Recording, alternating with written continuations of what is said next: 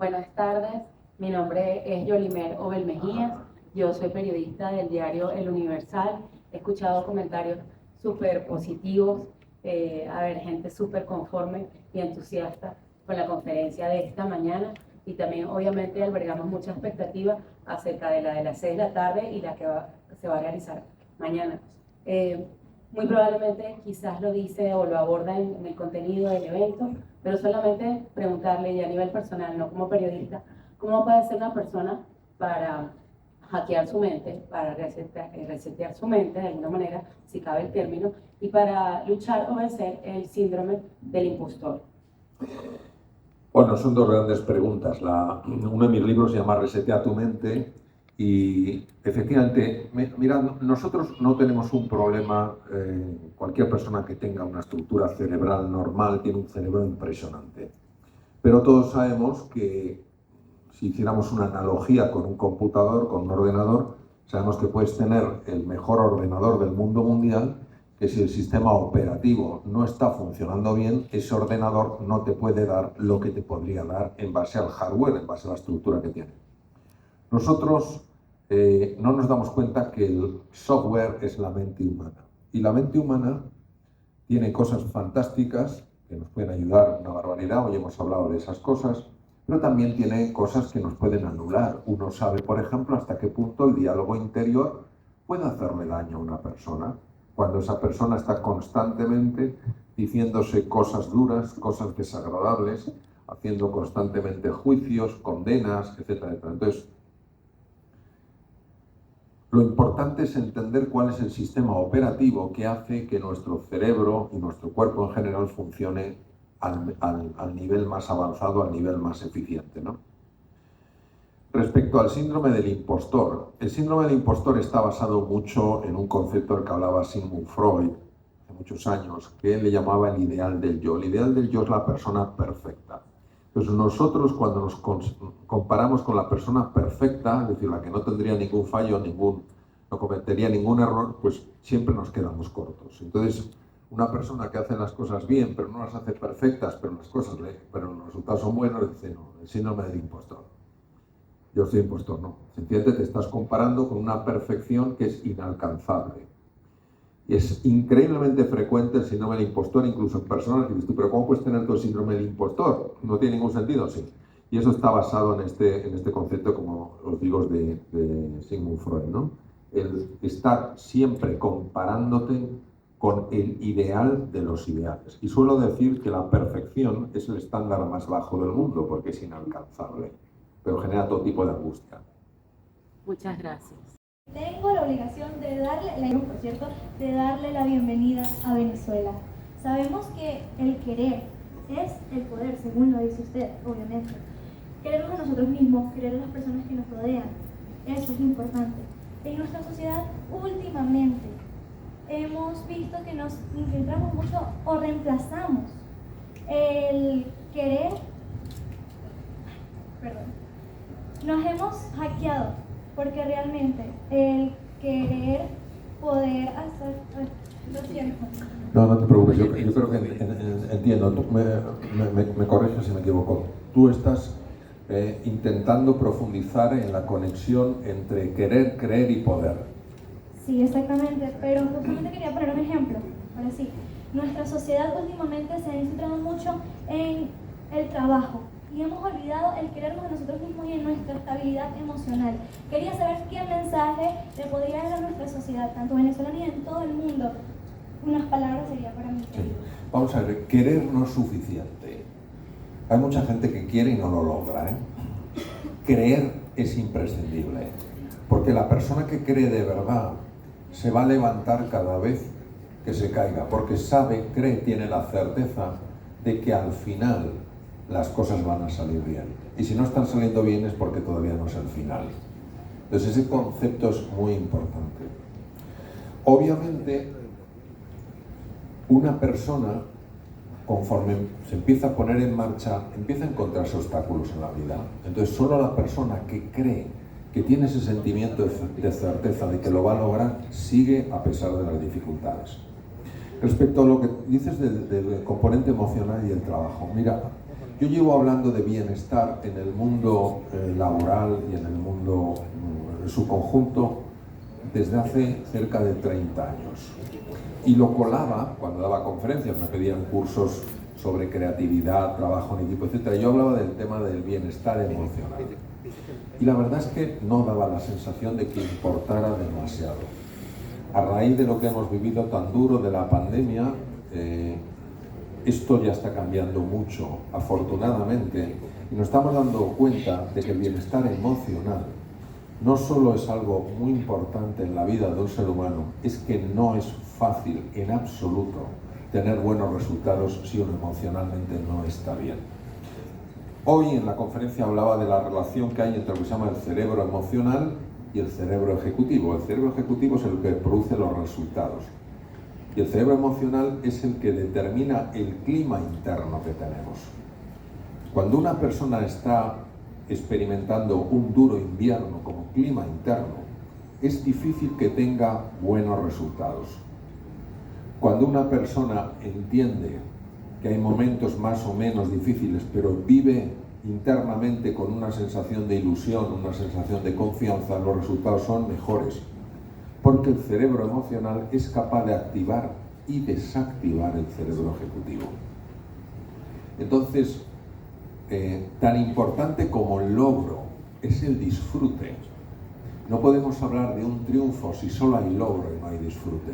¿Cuántas personas habré conocido en mi vida que se empeñaron en lograr algo, no disfrutaron en el camino y cuando lo lograron dijeron, ¿y esto era todo? ¿Sabes? Entonces, yo creo que tenemos que aceptar un punto de partida y es que tenemos un gran analfabetismo emocional, que las emociones no son cosas azucaradas, que las emociones son cosas muy importantes, que la valentía es algo muy importante, que el amor es algo muy importante, que la compasión es algo muy importante, que la paz interior es algo muy importante, y además sabemos que cuando esto falla, el cuerpo se resiente. Por eso es tan importante que todos nos tratemos con afecto, con amabilidad, con cariño. Y sobre todo cuando las cosas no nos salen especialmente bien. Suele decirse que los verdaderos amigos entran cuando el resto sale. Cuando eres muy popular, todo el mundo quiere ser tu amigo. Cuando eres menos popular, solo se acercan tus verdaderos amigos. Bueno, pues yo creo que todos es importante que sintamos la llamada a ser verdaderos amigos de nosotros mismos y de los demás. Porque cuando más nos vamos a necesitar es en los momentos difíciles. Por acá, María Alonso. María Cristina García Márquez, de Carúpano, Estado Sucre, queda al oriente del país. Ante todo quiero agradecerte porque llegaste a mi vida en una época de bastante ansiedad, estaba sufriendo una depresión muy severa, y la generosidad con que compartes tus conocimientos a través de las diversas plataformas es digna de gratitud. El yo estar acá es gracias a pasar de la pasividad a la acción y de poner en práctica lo que he escuchado a través del material que se consigue en las diversas redes sociales. Escucharte a ti es sentirse realmente sabio cuando uno está en algún grupo, porque uno puede hacer uso de frases que son verdaderas joyas de la sabiduría. Una de ellas es una frase de Santiago Ramón y Cajal, compatriota tuyo, español, ganador de premio Nobel en el año 1906. Son cosas que no sé por mí misma, sino que las aprendí gracias a ti, que él dice que todo ser humano, si se lo propone, puede ser el artesano de su propio cerebro. Y fue lo que hice y traté de poner en práctica para conseguir cambios significativos en mi vida. Y es a lo que me lleva a esta pregunta y a felicitar también a OnlyTicket. Gracias a ti también conocí al filósofo francés Jean-Paul Sartre, que dice que tú eres lo que haces con lo que te hacen. Y eso es lo que está haciendo OnlyTicket y todos los medios de comunicación acá presentes, porque a pesar de que es tu primera vez acá en Venezuela, sé que debes estar al tanto del país tan convulsionado que hemos tenido, y nosotros, los que estamos aún acá, estamos decidiendo desde la libertad no victimizarnos y seguir construyendo país. ¿Qué tienes que decirle a aquellas personas que piensan que es algo azucarado o que es algo holístico o místico el decir que las cosas sí se pueden cambiar? Bueno, gracias por tu comentario y enhorabuena por tus grandes progresos que has compartido con nosotros. Vamos a ver. La gran excusa a la que todos podemos aferrarnos es a considerar que las circunstancias exteriores son las únicas que deciden lo que sucede. Mirad, yo he hablado a lo largo de muchos años de una figura que a mí me impactó mucho, una niña que nació en Tuscumbia, Alabama, en los Estados Unidos, y a los 16 meses de edad tuvo una meningoencefalitis muy grave y se quedó ciega, muda y sorda. Esta mujer, a pesar de estar en ese mundo de oscuridad, ya podéis imaginaros lo fácil que es encontrar excusas y justificaciones muy lógicas y razonables, decir, oye, yo no tengo vista, yo no oigo, yo no puedo hablar, no puedo hacer nada significativo en la vida. Pues hubo una mujer que creyó en ella, Annie Sullivan, e interactuó con Helen Keller 10 años y consiguió que esta niña se graduara con honores por la Universidad de Harvard, la primera mujer en la historia. Entonces es importante que escuchemos lo que esta mujer dijo cuando un periodista que conocía el lenguaje de los sordomudos a través del tacto, ya que ella no podía ver, cuando le preguntó lo siguiente: señorita Keller, ¿hay algo peor en esta vida que ser ciego? Lo que no se esperaba el periodista era la respuesta de Helen Keller. Helen Keller dijo, sí señor, es peor poder ver y no tener una visión, porque cómo ve usted el futuro determina cómo vive en el presente. Su fe en el futuro es su fuerza en el presente. Si tú no tienes fe como sentimiento de certeza de que las cosas pueden mejorar, no vas a hacer hoy lo que es necesario para que mejoren. Es muy fácil escudarse en yo soy demasiado pequeño, yo no puedo hacer nada. Y de nuevo Helen Keller dijo, yo soy una, solo soy una, no lo puedo hacer todo, pero sí puedo hacer algo, yo jamás renunciaré a lo que puedo hacer. Todos sabemos, aunque sea a nivel de intuición, que cuando tienes fe, pones el alma en las cosas que haces, esa fuerza no queda en ti, te trasciende, irradia, impacta en otras personas, que recuperan su alegría, su ilusión, su confianza. Y así se puede transformar por completo cualquier cultura. Después de la Segunda Guerra Mundial, Japón quedó destrozado física y anímicamente. Recordar las bombas de Hiroshima y Nagasaki. Era un país que tecnológicamente no era avanzado en absoluto. Y Douglas MacArthur, comandante en jefe de la Flota del Pacífico, llamó a su amigo Edward Deming, y Edward Deming en ocho conferencias que dio a los líderes de las empresas japonesas, todas en la bancarrota, les preguntó, ¿cuál sería vuestra ilusión de un Japón realmente apasionante? Y dijeron, un Japón tecnológicamente avanzado. Eso era imposible desde el punto de vista de la lógica. Edward Deming les dijo lo siguiente, si todos los días hacéis las cosas con el convencimiento de que lo pequeño os va a llevar a lo grande, os aseguro que lo lograréis. Levantaron entero un Japón que estaba absolutamente hundido. La fuerza del ser humano es extraordinaria, es extraordinaria. Lo que nos falla es la fe. Soy animadora de Portadas al Día, Venevisión. Ahora mismo lo que usted menciona, doctor, me trae a la mente una frase que siempre me ronda la cabeza y es: haz siempre lo que te corresponde y no lo que le corresponde a Dios. Ya que usted menciona ahora mismo la fe, y que sin duda la fe es algo que mueve espíritu, mueve masas y mueve montañas. Me suena quizás un poco antagónico porque como seguidor de la ciencia y la neurociencia, a veces muchas personas que están sumergidos en este mundo, a veces la fe la ponen un poco de lado porque se enfocan un poco en lo que la ciencia tiene que decir. Usted como artista no solo de la medicina, sino también de la palabra, del conocimiento, ¿qué tiene que decirle a esas personas que no tienen fe y que le dejan todo a la ciencia? Bueno, primero me gustaría aclarar lo que es la fe. La fe es un sentimiento de certeza acerca de algo. Tú tienes fe cuando tienes un sentimiento de certeza.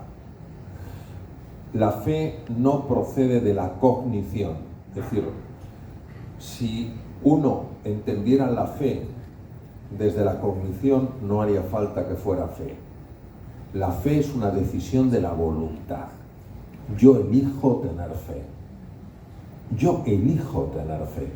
Decido tener fe.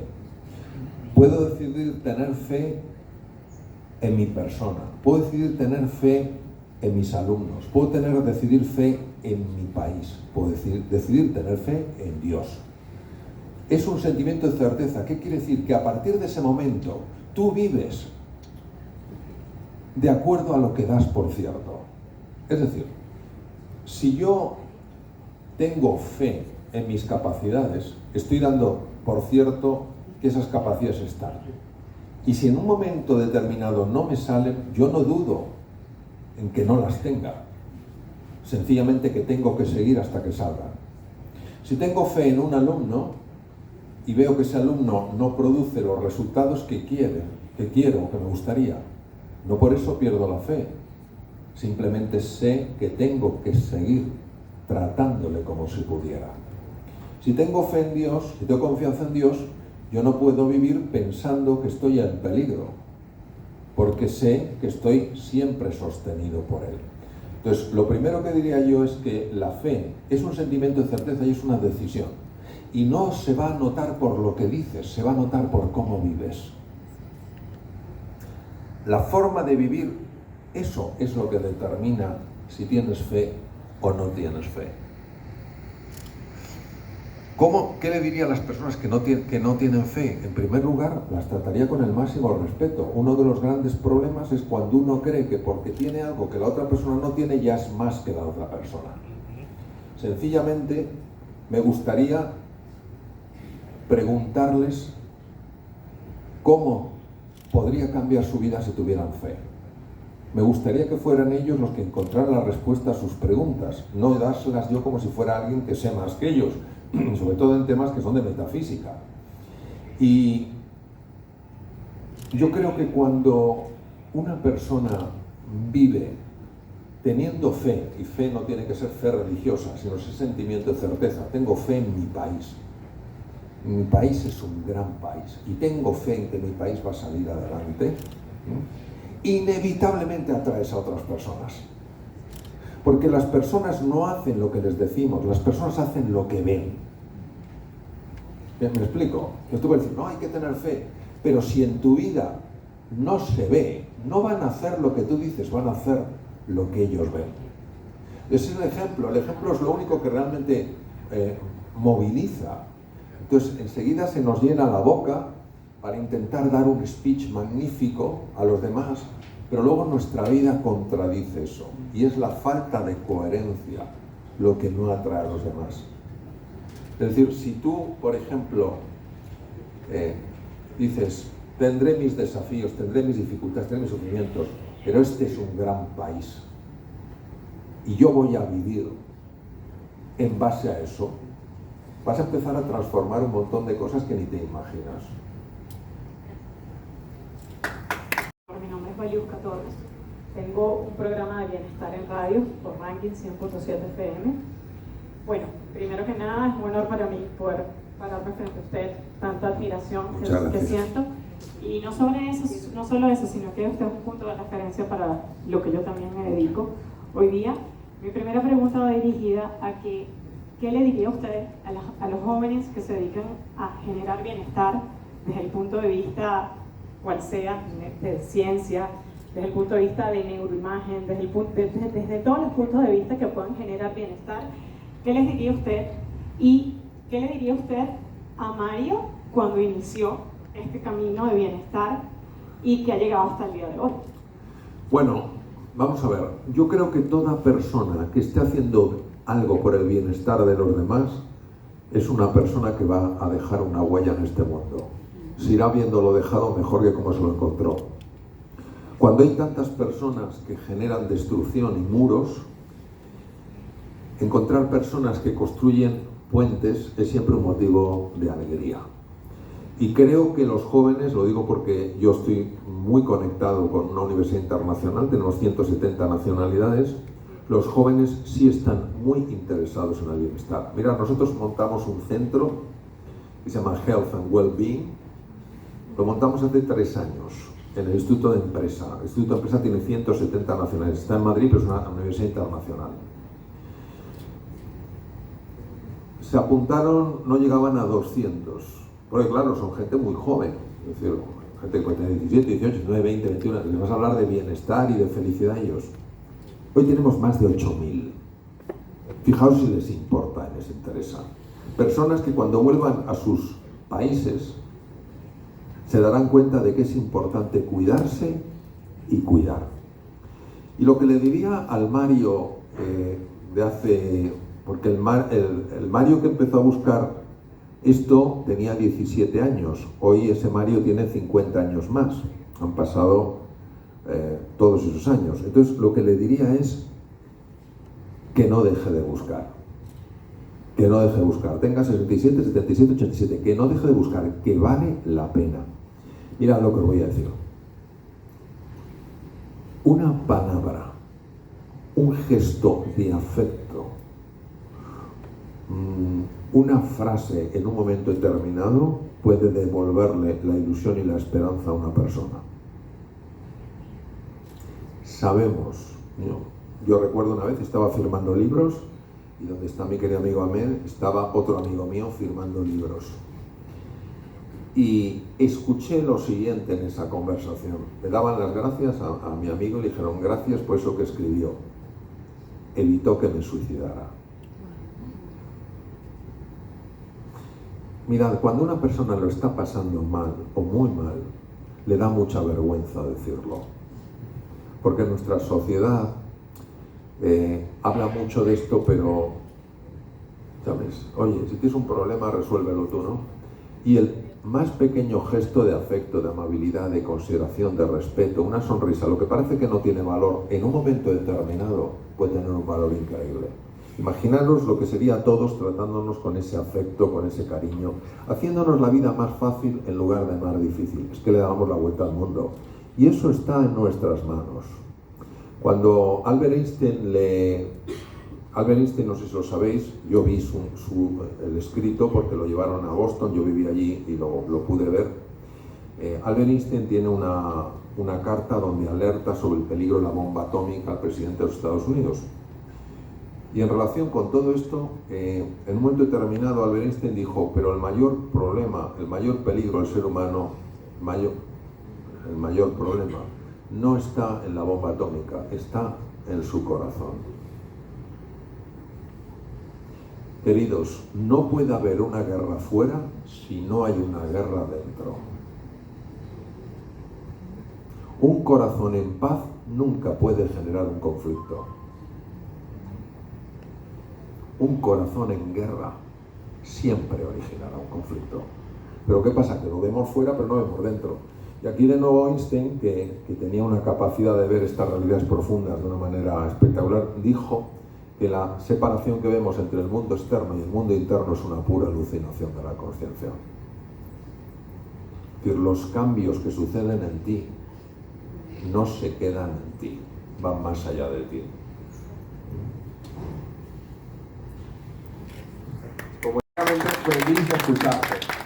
Quiero reconocer algo valioso que no me esperé que me iba a encontrar, es que hoy me consigo que me refieren que decidiste firmar hasta el último libro, que te quedaste más tiempo de lo que la audiencia esperaba que te ibas a quedar, y eso me habla de una generosidad del corazón. Y si antes admiraba tu trabajo, de contenido, de modelo, de pensamiento. Ahora te admiro más como ser humano, de verdad es increíble tenerte aquí en Venezuela. Gracias por venir como María Alonso y no solo como el doctor. Bueno, muchas gracias. Déjame que te diga, te agradezco mucho ese comentario tan generoso por tu parte. Mira, como todo ser humano, yo tengo mis momentos de cansancio, mis momentos de hambre, etc. Pero ¿sabes lo que pasa? Mira, yo me he dado cuenta que lo único que puede traer la felicidad a un ser humano es que te importen de verdad los demás. Entonces, para mí firmar un libro o hacerme una foto, lejos de ser una carga, es un regalo. Esa es la diferencia. Entonces, claro, yo puedo comer esta noche. Yo descansar, pues podré descansar esta tarde, pero no voy a tener la oportunidad de saludar a una persona, hacerme una foto y firmarle un libro, porque probablemente no la vuelvo a ver en la vida. No puedo dejar pasar ese momento. Pues al final, de verdad, yo te agradezco. Yo no lo veo en mi caso como un gesto de generosidad, sino como el darme cuenta del regalo que me hace una persona cuando le puedo poner una firma y hacerme una foto con ella.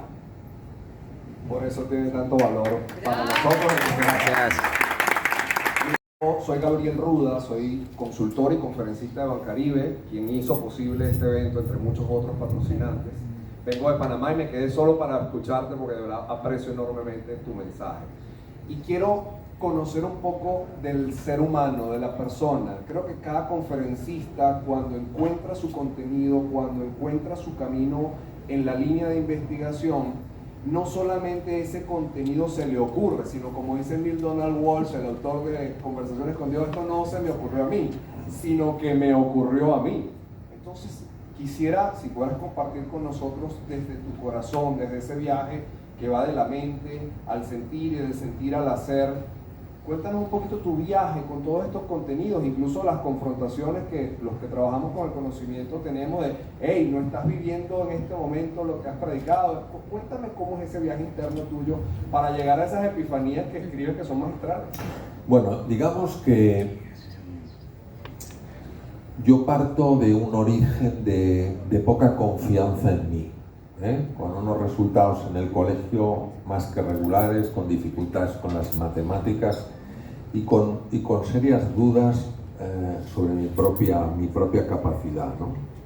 Entonces, de alguna manera todos tenemos como ese pepito grillo que nos está diciendo que somos más de lo que parece que somos. Entonces eso, una de las cosas que me hizo fue llevarme a leer. Yo he encontrado muchísima información y formación en los libros, porque tengo la sensación de que al final yo no encuentro los libros, sino que los libros me encuentran a mí. Y eso ha sido una fuente que me ha ayudado a entender que hay mucho más de lo que parece. Luego me he encontrado con profesores a lo largo del tiempo que me he dado cuenta que cuando han creído en mí, ha salido de mí lo que no había salido antes. He ido viendo cómo la ilusión, por ejemplo, mi ilusión de ser médico hizo que pasara de ser un pésimo estudiante de matemáticas a ser el mejor estudiante de todo primer curso de medicina, lo cual era impensable. Como para mí, que el inglés era imposible, mi ilusión de formarme fuera hizo que aprendiera inglés y que ahora sea para mí un idioma tan querido y tan apreciado, ¿no? Y luego una cosa que he hecho es estar constantemente viajando para buscar a los grandes maestros que hay por el mundo. He buscado a los mejores maestros del Zen, los mejores maestros en neurociencia, los mejores maestros en cirugía. Muchas veces he viajado en condiciones muy sencillas, me he albergado en residencias de estudiantes, por ejemplo cuando estuve en el programa de trasplante hepático del Deaconess en Boston, pero a mí eso no me importaba, no era ninguna carga, porque yo tengo tal sed por aprender, tal hambre por aprender, que era una cosa, o sea, recuerdo una vez un anestesista en Madrid que me echó una bronca, pero una bronca, porque mis vacaciones me iba al programa de trasplante hepático del Deaconess, y me dijo, son tus vacaciones, ¿te las pagan? ¿Te pagan el viaje al Deaconess? Digo, no, me lo pago yo. ¿Y son tus vacaciones? Me dijo, tú eres bobo. Y le dije, menos mal que mis pacientes no van a pensar eso. porque gracias a eso pude ver ciertas técnicas de manipulación del hígado que de otras maneras no habría conocido. Entonces, honestamente no tienen mérito, pero tienes que tener esas ganas de aprender. Y luego, pues, enterarte de quiénes son la gente buena que hay en el mundo y procurar ir con ellos de la manera que puedes. Y si no puedes ir con ellos por la razón que sean, pues lee sus libros. Hoy en día en internet puedes encontrar una información espectacular, vídeos, cursos, etc. Entonces, de alguna manera, cuando poquito a poco vas haciendo ese viaje, todo eso te va moldeando. Y al final no sabes exactamente qué te moldeó de una manera, pero sabes que el conjunto es lo que te ha ido moldeando. ¿Sabes? Entonces, y una cosa que siempre me ha ayudado es que tengo una profunda fe en el valor del ser humano. Creo que el ser humano hace muchas cosas que no están bien, pero creo que en su esencia es extraordinario. Y que por eso siempre vale la pena, a pesar de los horrores que vemos, siempre vale la pena no tirar la toalla con los seres humanos. Y quien dice eso es no tirar la toalla con uno mismo, aunque cometamos errores, aunque hagamos barbaridades, porque nuestra esencia es espectacular. Lo que pasa es que todos sabemos lo que es la amnesia, ¿no? La amnesia, has perdido memoria. Nosotros tenemos una amnesia, que no es una amnesia psicológica, es una amnesia espiritual.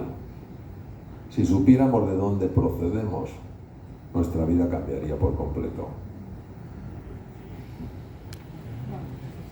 Buenas tardes, bienvenida, esperemos que sea Diana Vázquez, presentadora de Vida y Salud de Noticiero Acción, soy periodista, sigo su carrera y quería que nos especificara un poco o que ampliara, porque todavía hay personas que subestiman la división entre el cerebro y la mente, el cuerpo como tal. Sí. Incluso se habla que nuestro segundo cerebro está en nuestra microbiota, en el intestino. Entonces, el poder de las palabras que tiene y que realmente influye en enfermedades psicosomáticas, por ejemplo, como el bruxismo, enfermedades intestinales en las que, bueno, usted obviamente tiene muchísima experiencia. Muchísimas gracias. Sí, es muy buena pregunta. Mira, yo he estado con algunos de los neurocientíficos más reconocidos en el mundo por mi interés que he comentado. Entonces, hay una visión del ser humano que es exclusivamente materialista. ¿Qué quiere decir? Que todo se tiene que explicar desde la materia. Es decir, que si tú tienes un ser muy querido, todo ese amor que sientes por tu ser querido se puede explicar exclusivamente con una activación de determinados núcleos cerebrales y una liberación de determinadas hormonas. Hay otros neurocientíficos que consideran que el cerebro por sí solo no puede explicar la mente. Voy a usar una analogía para que sea muy fácil de entender. Una radio genera música, pero tú abres la radio y no encuentras la música, ¿que no?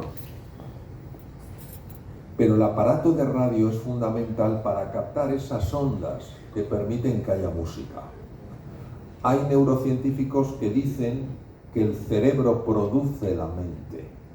Y hay otros científicos que consideran que el cerebro es imprescindible, pero no porque produzca la mente, sino porque es el único, que luego veremos que no es así, que es capaz de conectar con esa energía, digamos que es la mente. Los primeros son muy materialistas, todo lo quieren explicar con la materia. Los otros dicen que la materia es importante, no es lo único. ¿Dónde empieza a descubrirse que el cerebro para nada explica la mente? Cuando el profesor Gershon, en la Universidad de Columbia, en Nueva York, descubre que el tubo digestivo es un segundo cerebro, con 5 veces más neuronas que la médula espinal, con una red nerviosa de una complejidad extraordinaria y que convive con una masa bacteriana y de microorganismos que es capaz de afectar a la personalidad de un ser humano. Y en ese momento el tubo digestivo que aparentemente solo servía para digerir los alimentos y convertirlos en nutrientes que utilizaban las células en su metabolismo, se convierte en una base de estudio extraordinaria. Por ejemplo, la hormona más importante en el cerebro, el neurotransmisor más importante del cerebro para que tú tengas un elevado estado de ánimo se llama la serotonina. El 90% de la serotonina se produce en el tubo digestivo.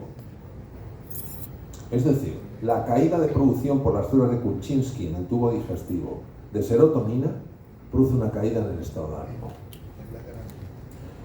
La ansiedad y la depresión, que parece que son exclusivamente cerebrales, están asociados con inflamación del cerebro. Bueno, esa inflamación del cerebro está directamente relacionada con lo que se llama un intestino poroso, la entrada de productos tóxicos por el tubo digestivo. Es decir, ya no es eso de que los procesos mentales solo son del cerebro. También sabemos que el corazón tiene 40.000 neuronas que se parecen mucho a las neuronas del hipocampo, neuronas de la memoria. Y sabemos que el corazón es capaz de afectar el funcionamiento del cerebro. Es decir, la mente nadie sabe lo que es. Lo que está claro es que no está encerrada en el cerebro. Que la activación neuronal no explica la totalidad del fenómeno mental.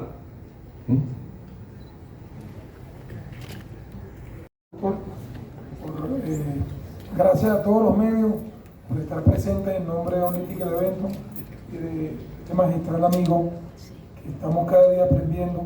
No hay un minuto en la conversación que tenemos nosotros, el equipo de producción, los muchachos que lo acompañan. Estamos aprendiendo y estamos como una gran absorción de todo lo que nos va diciendo. Yo les quiero agradecer a ustedes y bueno, el tiempo se nos está cortando porque tenemos una conferencia ahora a las 6 de la tarde. Vamos a hacer la foto con todos ustedes. Gracias por estar aquí. Muchas gracias.